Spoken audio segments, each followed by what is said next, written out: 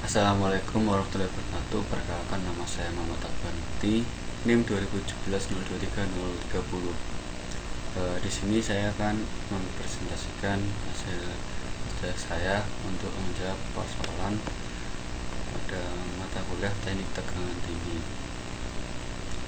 Pada ujian akhir semester ini ada 10 soal ujian, di mana jawaban saya sudah saya paparkan dalam PPT berikut. Untuk soalan yang pertama, yaitu sebutkan komponen-komponen kartu induk beserta fungsinya. Di sini ada 9 komponen, yaitu ada rel busbar, trafo pemakaian sendiri, TPS, transformator daya, neutral grounding resistant, circuit breaker, disconnecting switch, current transformator atau CT, potential trafo atau PT, dan connecting arrestor atau LA. Rel atau busbar sendiri itu berfungsi sebagai titik pertemuan hubungan atau connecting antara trafo dan trafo daya dengan SUTT, SKTT, serta komponen listrik lainnya yang ada pada switchgear komponen atau rel busbar itu sendiri. Kemudian ada trafo pemakaian sendiri atau TPS seperti namanya. Jadi dia itu sebagai sumber AC 3 fase 220 380 volt, digunakan untuk kebutuhan internal pada gardu induk. Kemudian ada trafo daya. Trafo daya ini berfungsi sebagai mentransformasikan daya listrik dengan berubah besaran tegangannya, sedangkan frekuensinya itu tetap. Dan trafo daya ini juga berfungsi sebagai untuk pengaturan tegangan. Kemudian ada NGR atau neutral grounding resistant. Jadi ini digunakan untuk memperkecil arus gangguan yang terjadi. Ada namanya circuit breaker atau CB. Dia ini berfungsi untuk memutus rangkaian listrik dalam keadaan pembebanan atau berarus. Jadi ketika ada beban, dia akan memutus rangkaian listrik. Kemudian ada namanya DS atau disconnecting switch. Ini fungsinya untuk memisahkan rangkaian listrik dalam keadaan tidak berbeban, kebalikannya dengan CB atau circuit breaker. Kemudian ada LA atau lagging arrestor. Dia ini berfungsi untuk melindungi peralatan listrik pada gardu induk dari tegangan lebih akibat terjadinya sambaran petir pada kawat transmisi atau disebabkan atau surya jaya yang lainnya. Kemudian ada current trafo atau CT. Dia berfungsi sebagai merubah besaran arus dari arus yang besar ke arus yang kecil atau sebaliknya. Kemudian ada potensial trafo atau PT. Dia ini berfungsi untuk merubah besaran tegangan dari tegangan tinggi ke tegangan rendah dan memperkecil tegangan besar tegangan listrik pada sistem tenaga listrik. Yang soalan kedua, bagaimana cara pengendalian tekanan medan listrik pada tegangan tinggi. Jadi medan listrik itu dikatakan kuat apabila gaya pada muatan listrik dalam ruangan bermedan listrik itu besar. Jika sebuah medan ujian Q diletakkan di dalam medan listrik dari sebuah benda bermuatan kuat medan listrik E, benda tersebut adalah besar gaya listrik F yang timbul di antara keduanya dibagi besar muatan uji. Kuat medan listrik juga besaran vektor karena memiliki arah, karena penjumlahan antara medan listrik atau lebih harus menggunakan percobaan vektor. Arah medan listrik dari sebuah muatan positif di suatu titik adalah keluar atau meninggalkan muatan tersebut. Jadi, adapun arah besar medan listrik dari sebuah muatan negatif di suatu titik adalah masuk atau menuju ke muatan tersebut. Selanjutnya, untuk pertanyaan nomor 3, yaitu bagaimana sistem pendinginan pada peralatan listrik. Sistem pendinginan pada trafo digunakan untuk mengurangi panas dan menjaga kendali temperatur agar tetap berada di kawasan batasan tertentu. Temperatur maksimum bahan isolator pada britan dan minyak itu tergantung pada pembebanan, jenis sistem pendinginan, sistem temperatur lingkungan, atau ambien temperatur. Dan sistem pendinginan itu ada dua yang secara umum, yaitu cair dan padat. Nah, untuk cair itu biasanya menggunakan minyak, dan sistemnya itu dia mengalir mengisi ruang-ruangan lilitan-lilitan kecil atau koil-koil kecil pada britan atau pending inti, dan ruang-ruang di dalam tangki tegangan tinggi terlebih trafo. Kemudian range-nya itu biasanya range disipasi atau penghilangan panas itu berkisar untuk oil natural cooling itu 450 watt mili persegi watt persegi per meter persegi. Kemudian ada oil natural oil force itu 750 watt per meter persegi. Kemudian ada oil force, air force, nah itu yang paling besar, ya 1000 watt per meter persegi. Kemudian bagaimana menyambungkan kabel tegangan tinggi ini ada standarnya tertentu. Jadi mulai tahap awal sampai tahap terakhir itu dia harus mengikuti standar yang telah ditetapkan oleh lembaga terkait. Dia mulai dari buka isolator awal sampai kemudian menutup kembali isolatornya di CP75. Di urutannya itu yang pertama dia harus membuka isolator terluar kabel sesuai ukuran penyambungan. Jadi isolator yang besar itu, yang paling luar, yang paling tebal itu dia buka dulu dengan ukuran tertentu yang disesuaikan pada peraturan. Kemudian membuka 40 mm pelindung dan 20 mm lapisan dalam.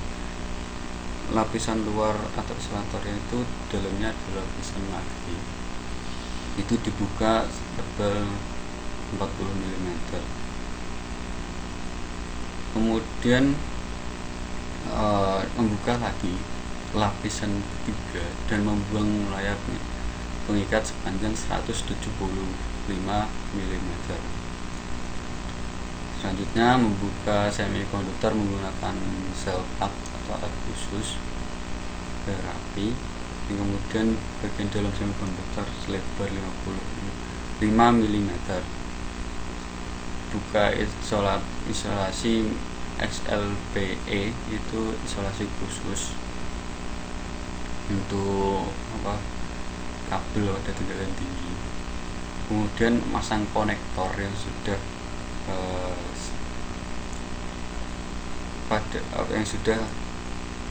dibuat untuk kabel tegangan tinggi, untuk penyambungan kabel tegangan tinggi, pasang konektornya juga. Kemudian setelah terpasang konektor yang sesuai tadi atau konektor khusus itu, kemudian memasang isolasi semikonduktor menggunakan isolasi PIP C61 sampai seluruh konektor atau kasarannya seluruh bagian yang dapat aliran listrik itu terbungkus juga dalam semikonduktor juga dibungkus juga. Ini pembungkusan ini dilakukan sampai ketebalan 11 mm. Kemudian setelah semua bagian yang dapat teralir listrik itu terbungkus, isolasi lagi pada bagian yang terhubung sampai ke isolasi terluar, itu setebal 60 mm dengan panjangnya itu sekitar 80 cm. Kemudian pasang sleeve tembaga 1,6 meter sampai melindungi inti kabel. Sleeve tembaga ini semacam jaring kawat, jadi di bagian luar sebelum isolator isolasi yang paling tebal. Kemudian bungkus menggunakan isolasi tape CP75. Itu bungkus secara keseluruhan mulai ujung kabel A dan ujung kabel B.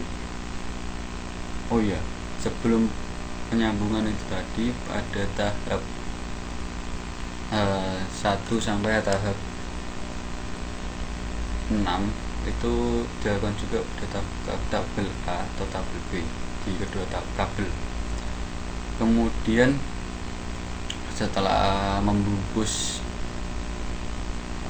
kabel yang telah terhubung dengan menggunakan isolasi tape CP75, itu buat lubang garis tipis menggunakan cutter, yang kemudian lubang itu diisi menggunakan resin dengan dijelaskan, kemudian diisi ke seluruh bagian isolasi.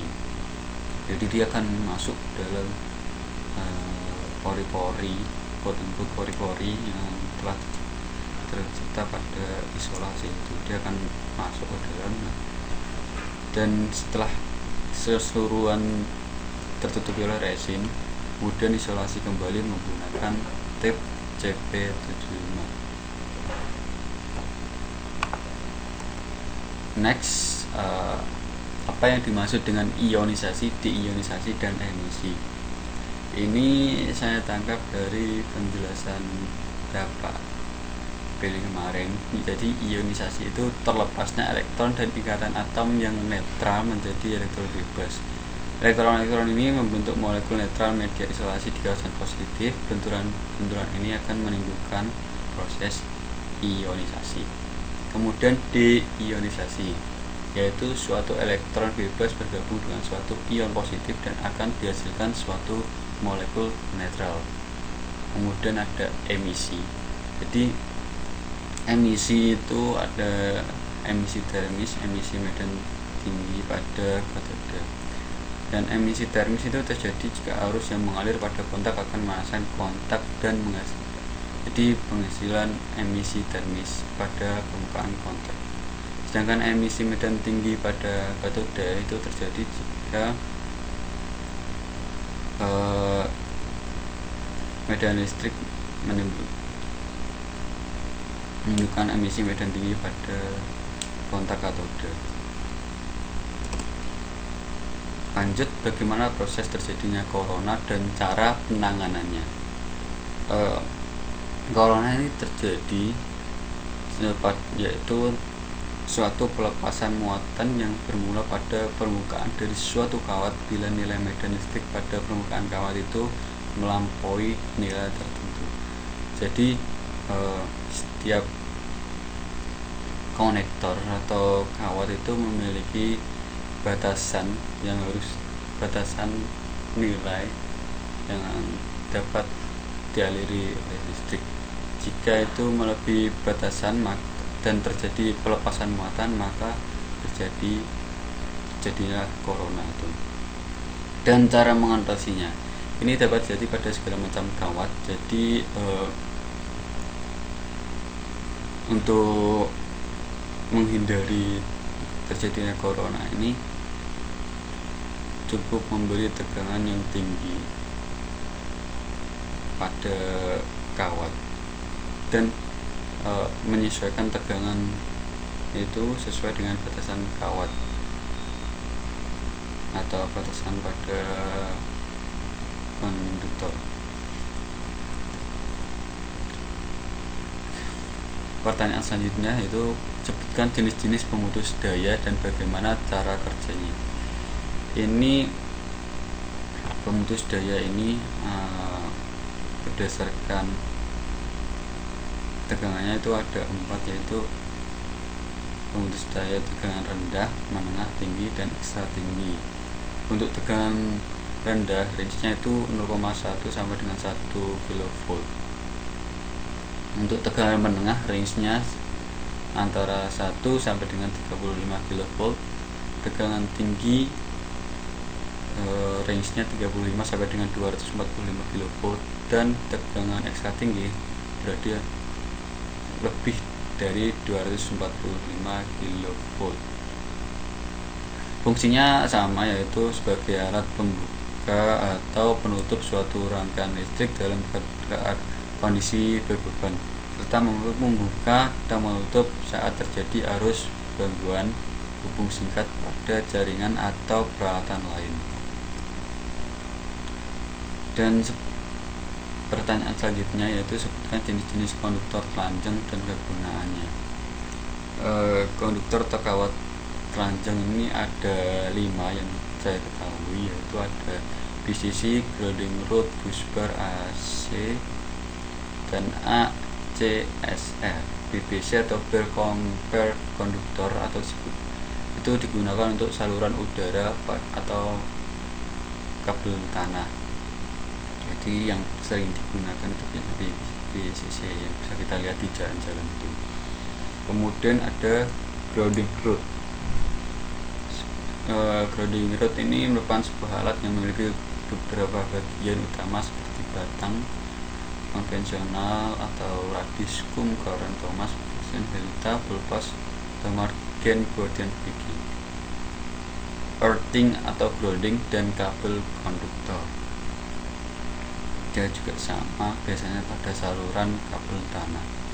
Kemudian ada busbar yang sering kita dengar, yaitu fungsinya pengantar listrik, dan pemakaian busbar ini hanya di dalam panel, dan itu biasanya sering kita temukan. Kemudian ada C, jadi jenis kabel yang terdiri dari pilihan kabel berbagai aluminium, magnesium, silikon.